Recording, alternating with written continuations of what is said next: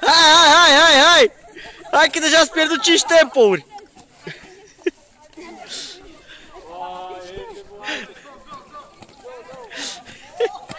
Dai, bravo! Hai!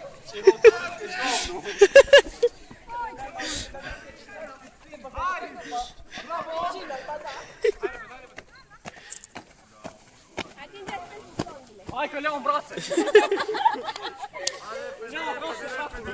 Hai că m-am încurcat în ușor, iată! Iată să le ia!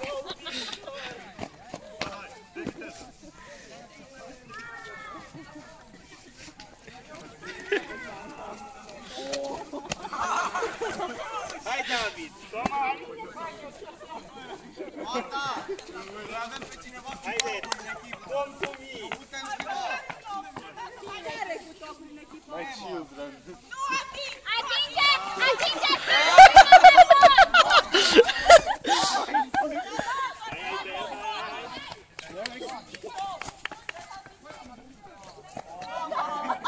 Fugi, atinge, fugi că pierzi, n-ai voie! Fugi înapoi, Fugi! Să facă altcineva în locurile mei!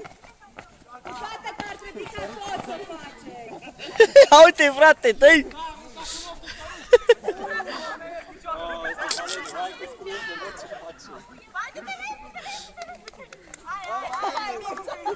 Hai, tranquila, dai!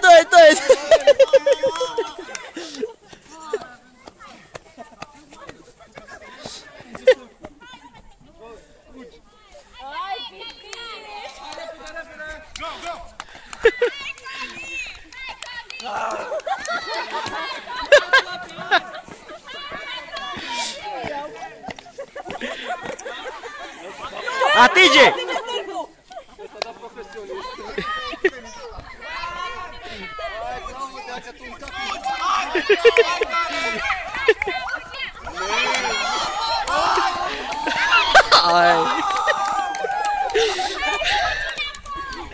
Hai, Claudia, fugi!